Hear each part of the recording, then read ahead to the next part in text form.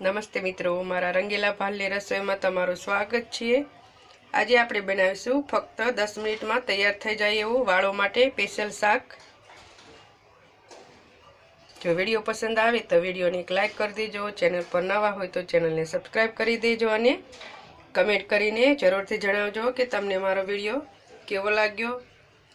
તો શાક બનાવવા માટે મેં અહીંયા મોટી 3 ચમચી જેટલું તેલ ગરમ થવા મૂકી દીધું છે। આપણું તેલ ગરમ થાય એટલે એમાં આપણે અડધી ચમચી જેટલી રાઈ એડ કરીશું।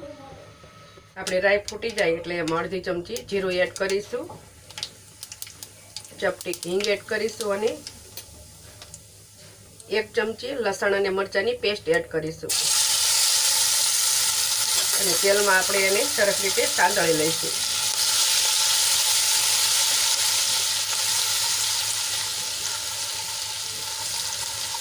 આદુ લસણ અને મરચાંની પેસ્ટ થોડીક સંતળાઈ જાય એટલે એમાં આપણે 1 ચમચી ચણાનો લોટ એડ કરશું।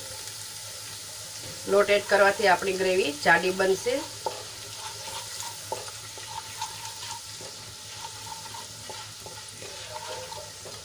ચણાનો લોટ થોડોક સંતળાઈ ગયો છે તો એમાં હવે આપણે 2 કાપેલી ડુંગળી એડ કરીશું।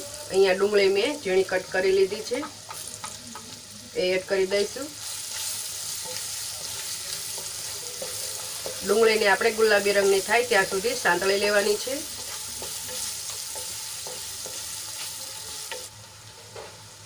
તો ડુંગળી આપણી ગુલાબી રંગની થઈ ગઈ છે તો હવે એમાં આપણે ટમેટા એડ કરીશું। અહીંયા મેં 2 ટમેટાને ઝીણા કટ કરી લીધા છે, એ એડ કરી દઈશું અને ડુંગળીમાં સરસ રીતે મિક્સ કરી લઈશું।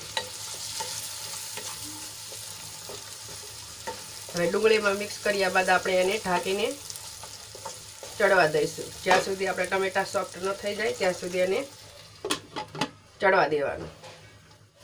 તો આપણા ટમેટા સોફ્ટ થઈ ગયા છે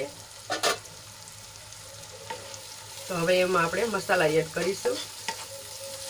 તો અહીંયા હું અડધી ચમચી હળદર એડ કરીશ, અડધી ચમચી લાલ મરચું પાવડર, અહીંયા આપણે ગ્રેવીના ભાગના જ મસાલા એડ કરવાના છે, અડધી ચમચી ધાણા જીરું પાવડર અને ગ્રેવીના ભાગનું આપણે મીઠું એડ કરીશું અને અડધી ચમચી જેટલો ગરમ મસાલો પાવડર એડ કરીશું।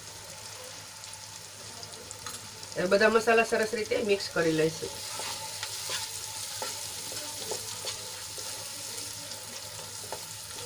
મિક્સ કર્યા બાદ આપણે એને થોડીક વાર માટે સાંતળી લઈશું જેથી કરીને આપણા મસાલા સંતળાઈ જાય અને શાકનો કલર પણ ખૂબ જ સારો આવે। તો આપણા મસાલા સરસ રીતે સંતળાઈ ગયા છે અને તેલ પણ છોટું પડી ગયું છે તો હવે એમાં આપણે પાણી એડ કરીશું। તો અહીંયા આપણે 1 ગ્લાસ જેટલું પાણી એડ કરીશું।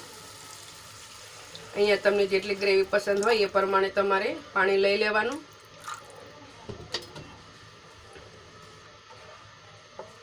અહીંયા આપણી ગ્રેવીમાં એક ઉભરો આવે ત્યાં સુધી આપણે એને ઉકાળી લઈશું।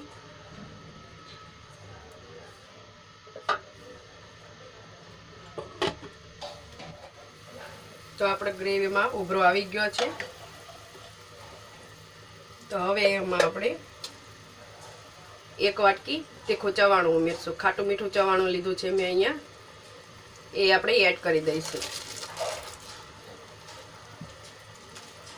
સરસ રીતે ગ્રેવીમાં મિક્સ કરી લઈશું। આ ચવાણાનું શાક ખૂબ જ સ્વાદિષ્ટ બને છે, ખાવામાં પણ ખૂબ મજા આવશે। આ શાકને આપણે ઢાંકીને 3 થી 4 મિનિટ સુધી થવા દઈશું। તો 4 થી 5 મિનિટ થઈ ગઈ છે અને આપણું શાક એકદમ સરસ મજાનું બની ગયું છે।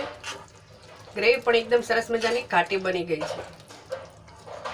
તો આપણે ગેસને હવે બંધ કરી લઈશું અને ઉપરથી થોડી કોથમીર એડ કરી લઈશું।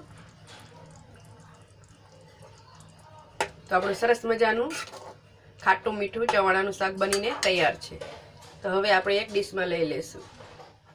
તો આપણું સરસ મજાનું એકદમ ખાટું મીઠું ચવાણાનું શાક બનીને તૈયાર છે। આ શાકને તમે રોટલી, રોટલા અથવા સાંજે વાળુમાં ખીચડી સાથે ખાશો તો પણ ખાવાની ખૂબ મજા આવશે। તો આપણું સરસ મજાનું ખાટું મીઠું ચવાણાનું શાક બનીને તૈયાર છે।